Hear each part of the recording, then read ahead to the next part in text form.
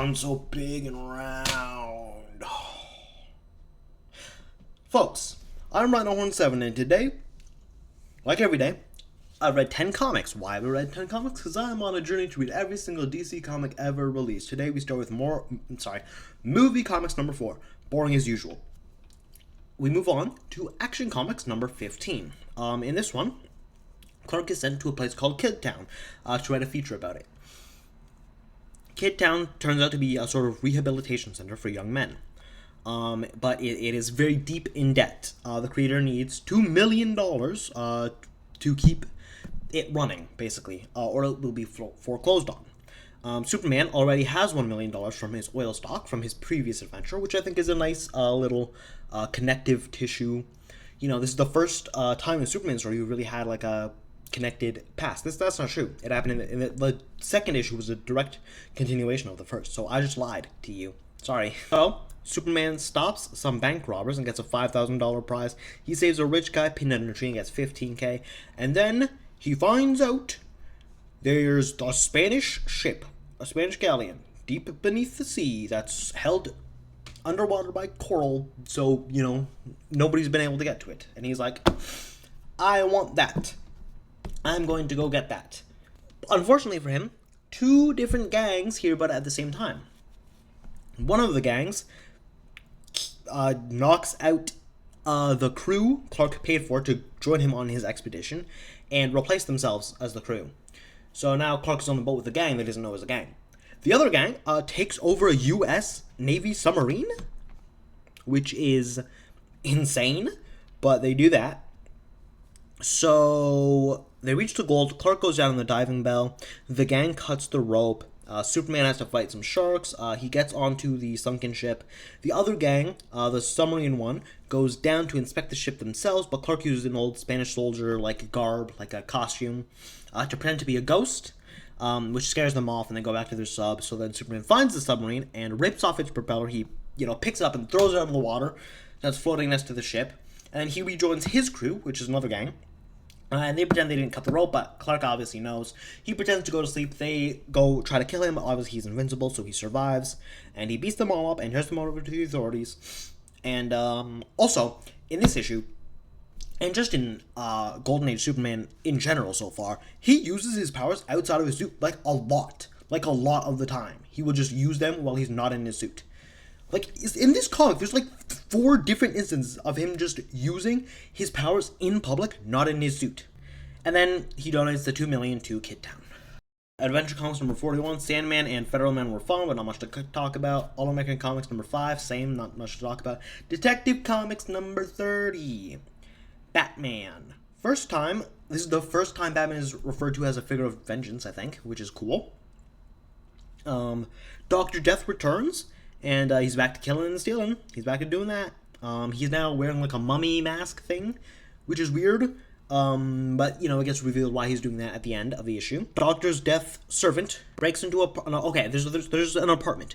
There's a woman who has diamonds, right? And Dr. Death is clearly going for jewels. So Batman's like, okay, someone's going to come for these ladies' diamonds. So I'm going to hide in this apartment and watch for them.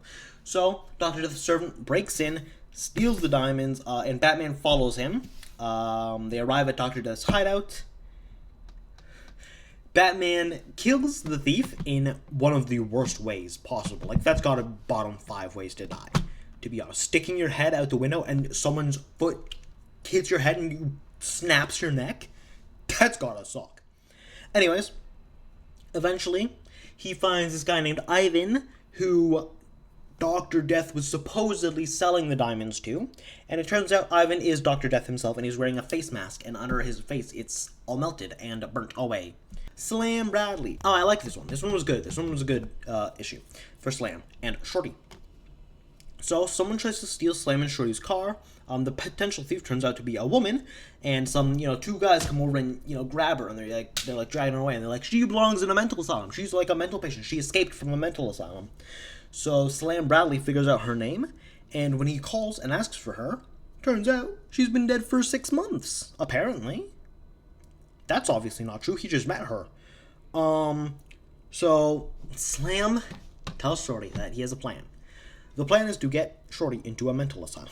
Into the mental asylum that the woman is from. So he has Shorty dress up in a goofy outfit and go harass a police officer, which ends up getting him a psych evaluation, which ends up getting him sent to the mental hospital. Or asylum. It's an asylum, not a hospital. At the hospital, asylum, I just said it was an asylum. Okay, anyways, at the asylum, the guards, Shorty sees firsthand how poorly the patients are treated. They're like thrown into the showers and they're, boiled and frozen, and it's just terrible all around. And when he complains about the poor conditions, he gets thrown in solitary confinement. He gets thrown in a rubber room in a straitjacket. Shorty does eventually find Gloria, but it's at there's like a ball for some reason, and the male patients and the female patients are not allowed to interact. So obviously they get caught interacting, and they get taken to this room. At the same time, Slam finds out the bad guys' plan is to kill Gloria and get her money for themselves, but then the bad guys they discover Slam eavesdropping, and they knock him out, and it turns out your Shorty got discovered as a detective, and they're about to kill Slam, Shorty, and Gloria, and they bring Slam over to where Shorty and Gloria are being held.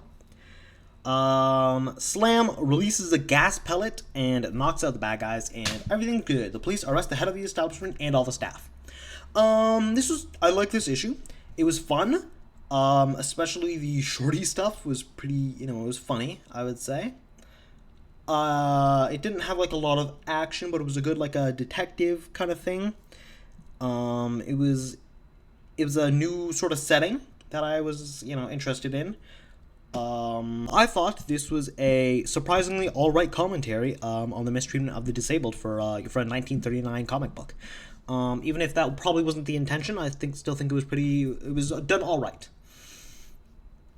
Feature Funnies 23, More Fun Comics 46, not much happened there. Movie Comics number 5, ass. Now, we get into a sort of interesting era, I would say. This is Mystery Men Comics number 1. Now, why is this significant? It is the first appearance of Blue Beetle. That's important, but it is also significant because, before this, we had Batman, we had Superman. Those were pretty much the only superheroes. We also have Sandman introduced recently. So those are our first 3 superheroes. In this one, 3 more superhero-type characters are introduced. 3. And why is that significant? Well, this comic, I feel, at least, is really the first signifier for the superhero boom, I would say. The eruption of superheroes into popularity in comics. And this is really the first appearance of that. Superman was like the harbinger. Batman was a harbinger. Superman wasn't even intended to be a superhero originally, because those didn't really exist.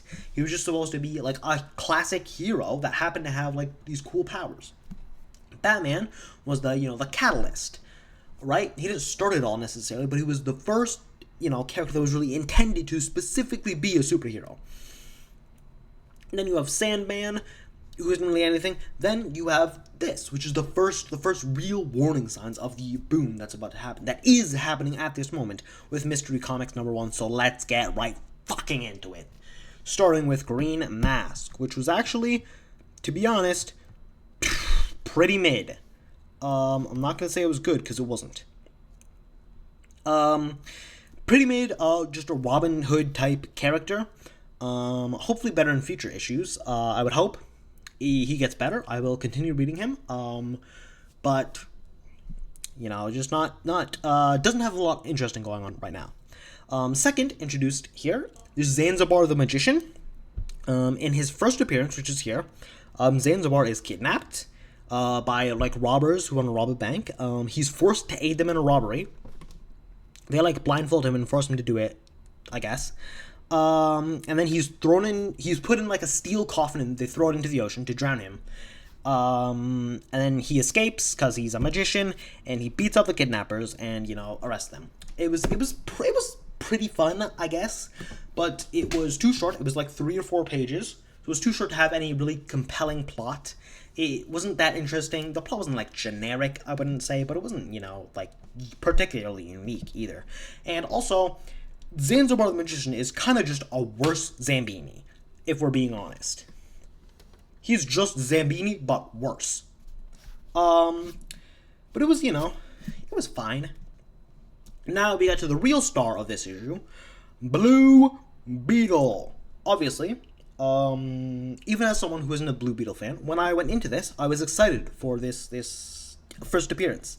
Because this is an actual recognizable hero that's still around today, unlike the other two. Right? Nobody's heard of the Green Mask. Nobody knows who Zanzibar the Magician is. But people know Blue Beetle. He has a movie that came out last year. He's probably going to be in Peacemaker at some point. That's been teased a little bit. He's a cool character. He's an interesting character. He's a popular character. He's a well-known character. Sadly, going to this, I was pretty disappointed. I did end up being a little bit disappointed. I still enjoyed it, but I was a little disappointed. The plot was a pretty basic story about a bank robbery. It was only a 4 or 5 page story. It follows Dan Garrett, who is a police officer. It doesn't show you his origin story or anything, which is fine. That's fine. I'm okay with that. We don't need origin stories right away. It's just a pretty basic story about our bank robbery that Blue Beetle stops. Dan Garrett is Blue Beetle. I'm not really sure what his powers or gimmick or abilities are yet, but it seems to just be gadgets, which includes a wireless phone, which he made, I guess. I guess that would be impressive for 1939. Not exactly impressive today, but it's cool that he made one of those in 1939. He just kind of stops the bank robbery. It's a pretty generic plot. There's nothing super unique or interesting to it, honestly. Even the gadgets he doesn't really use. He uses 2 or 3 gadgets. And one of them is a wireless phone, which, while, cool for the time, I guess, isn't really it's not really a crime-fighting gadget. It's just a gadget. Also, the suit in this issue sucks. It's terrible. It's bad. It's really bad. It's bad. It's bad. It's really bad, dude. I know I said that 4 times in a row, but it's just, look at it. Look at it. It's bad. It's pretty bad. Despite my gripes, this was better than Zanzibar or Green Ghost, and it was at least a little fun. It was at least a little interesting. Whether that is my, understanding that the character becomes good eventually or not, we will have to see. Hopefully he gets a suit upgrade soon. Now we move on to Smash Comics number 1. Now, this is also important because 2 superhero-type characters were introduced in this issue, and I actually did really like one of them. But first, I do want to mention Sheik Carter, one of the first stories in this, mentions the Deadly Star, which is cool. A little bit of connected universe stuff, even if that was just an accident. Also, Wings Wendell is in this, which marks the 3rd or 4th time a DC character has been a pilot named Wing or Wings in some fashion. There was Wing Brady. There was a Wing guy in Mystery Men or something that I remember, and then there's this guy. And there's probably someone else too. They need to stop doing that already. It's 1939. You can come up with better names. You can come up with better names. Other stuff here the first superhero that appears here is in a story called Hooded Justice. That's the title. But the hero is called the Invisible Hood. It follows Kent Thurston, a rich guy who's secretly the vigilante known as the Invisible Hood. It's just a pretty generic story about a jewel thief. There's a jewel gang trying to steal different parts of a necklace that was stolen from India. The Invisible Hood sort of uses a chemical gun, I think. All we see it do here is knock out a guy. So I'm not sure if it's a chemical gun like Sandman's, but it seems like it's pretty similar to Sandman. So it was alright, but, the main character is basically just Sandman, but a little less interesting. The second character here I actually really enjoyed was Hugh Hazard and his Iron Man. Not that Iron Man, a different one. That actually predates that one, the one you're thinking of. So the story starts off with an iron monster, not a monster, but an iron guy terrorizing the city. He's attacking it. And behind it all is an old man who wants money. He wants to get rich. He wants anarchy, too, I think. So Hugh Hazard is this guy that works with the police sometimes. I think he's a private detective or something. So they call him and they're like, hey, Hugh, we can't handle this. We need you. But they can't call him on his phone because he's not picking up for some reason because he's not at home. So this is maybe the first appearance of a bat signal type gadget thing. Maybe? I'm not sure. I can't, at least in DC it is. I don't know if it is in general, but, that's cool either way. Eventually, Hugh does track down the mad scientist, but they find him dead. So they think, okay, he's definitely not behind the robot. But Hugh is like, There's also a letter that I can't read because it's in cursive. I can't read cursive. I can't read that cursive because the lettering's too small and poorly, whatever. Eventually, we find out Von Thorpe actually faked his death, and we find this out because Hugh finds the robot and hides inside of it. So the robot goes back to Von Thorpe, and he pops in and he's like, "Hey, I cut you." Turns out Von Thorpe faked his death by just lying down on the floor, using red paint on his forehead and parts of his body to make it look like he was shot. And then when Hugh and the police chief were busy looking through the house, Von Thorpe just walked out. So they defeat Von Thorpe, and then Hugh steals the robot, which is set to be scrapped, names it Bozo, and declares it'll be crime's worst enemy from here on out. And I actually did really like that one. I thought it was, not only fun, but I thought it was interesting. I thought it was kind of peak, to be honest. I am interested in seeing where this goes. I doubt it's gonna be like super interesting. I don't think the robot's gonna be like have interesting powers or anything. I don't think they're gonna do anything special with it. But it's an interesting concept. I think a guy and his it's like if Tony Stark's lies about Iron Man being his bodyguard were actually true, which is kind of cool. It's kind of a cool thought, but we'll see. We'll see how it goes. So, just to recap, in this issue, Batman defeated Dr. Death. Superman helped a rehabilitation center for kids. Slam Bradley and Shorty went to a mental asylum. And we got introduced to the Green Mask, Zanzibar the Magician, Blue Beetle, the Invisible Hood, and, of course, Bozo the Robot. So, thank you all for watching. I'm Ron7. I am reading every single DC comic ever released. After I publish this video, I'm going to start working on a video that goes from the birth of Superman to the release of the first Superman comics. That'll also include the first birth of Batman, and that'll be my next big, hour-long video, similar to the one I posted earlier. Hopefully that'll do well. I want the, big videos to do well, ideally. And then after that, I'll do, a superhero boom video, which will end with the introduction of Robin.